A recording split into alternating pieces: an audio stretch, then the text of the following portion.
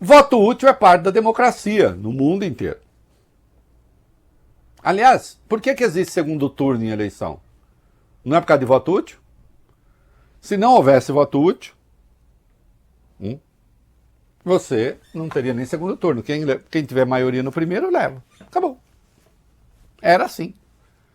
Quando se institui o segundo turno, é que você vai falar assim, bom, esse eu não quero. Dos dois, o menos pior é esse. É uma expressão do voto útil que pode eventualmente ser usado no primeiro turno quando você quer evitar uma determinada situação.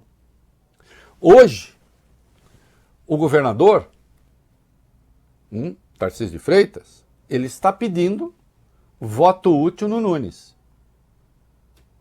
Toda a articulação dele é para que a base de Bolsonaro passe, né, vote majoritariamente em Ricardo Nunes. Será que isso está acontecendo? Nós vamos ver aqui.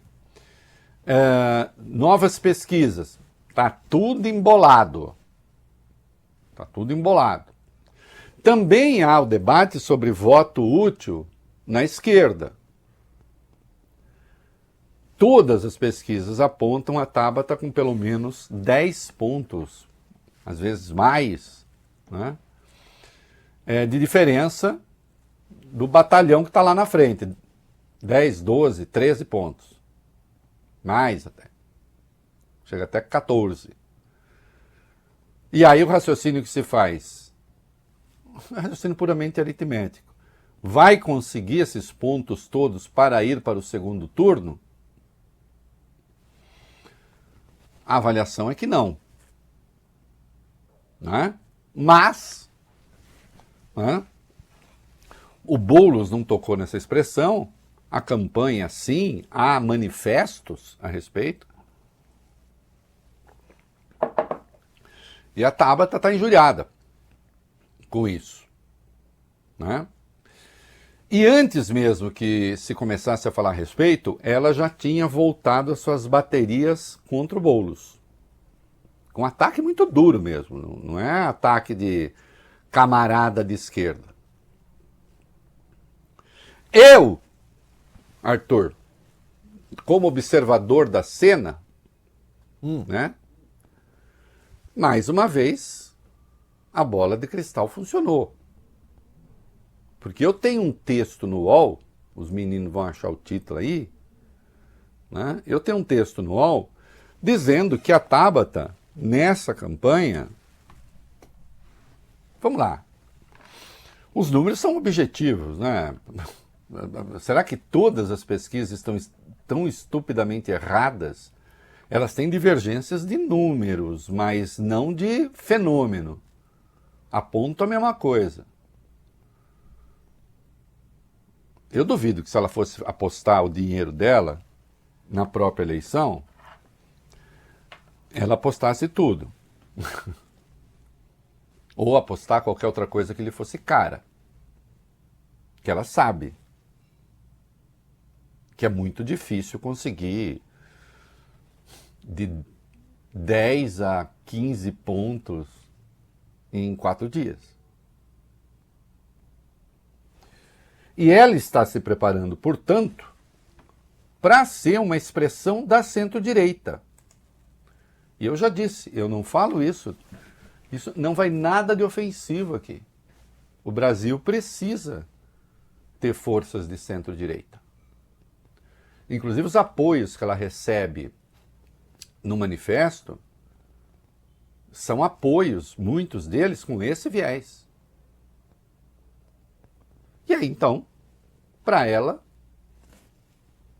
talvez até interesse um segundo turno Nunes Marçal.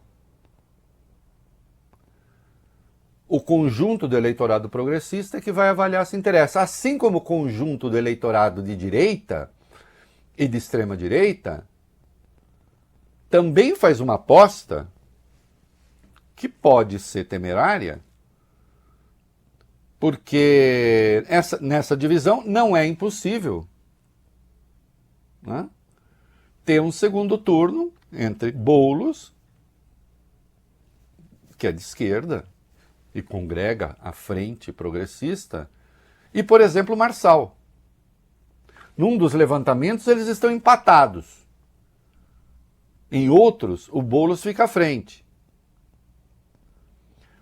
Os números indicam que o Boulos teria mais chance de vencer contra Marçal do que contra Nunes.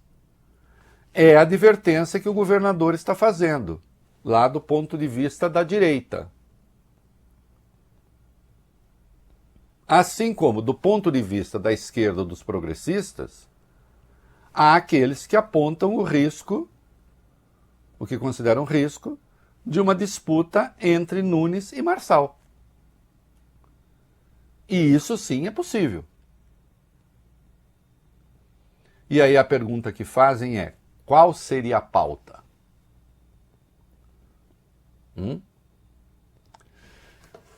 Nunes já abjurou da obrigatoriedade da vacina, do distanciamento social, deu respostas ambíguas sobre a questão do aborto, falou sobre escola sem partido, enfim. Impeachment de Alexandre de Moraes. Não há pauta da extrema-direita que ele não tenha abraçado. Abraçou, todas. Naquela conversa com o investigado Paulo Figueiredo. E ainda assim, nós vamos ver o Bolsonaro está de soslaio, como se diz. E o Pablo Marçal, bom, esse tomou para si a pauta toda integral do bolsonarismo. Se os dois disputam, será que eles tentarão demonstrar, Larissa, moderação? Ou dirão, bom, os moderados, no fim das contas, farão o que bem entenderem. Quem vai decidir a eleição pode ser extrema-direita. E aí, a gente imagina como é que eles vão competir na extrema-direita. Como é que eles vão competir? E desde sempre, você vai ter... Outro dia eu escrevi um texto também dizendo sobre as disputas do futuro, que é esse mesmo que eu falo da Tabata com a centro-direita. Ela está querendo ocupar esse espaço, é nítido. E o Marçal vai fazer o quê? E se ele ganha? Se ele ganha, primeiro, o que acontece com a cidade de São Paulo? Até agora a gente não conhece uma proposta dele, nenhuma. Porque não é uma campanha sustentada em proposta. Ele já disse que ele quer disputar a presidência.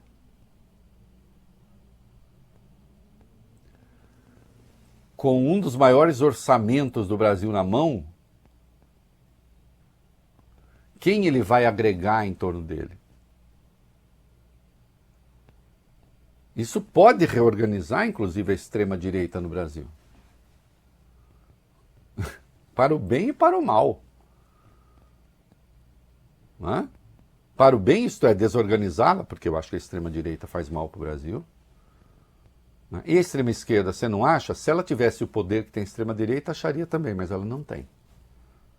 Quem é a extrema-direita, a extrema-esquerda que ameaça o quê? Não é? Então ela pode se desorganizar, seria para o bem, mas ela pode se reorganizar em novas bases e ainda piores.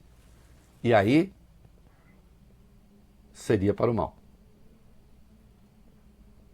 Não é?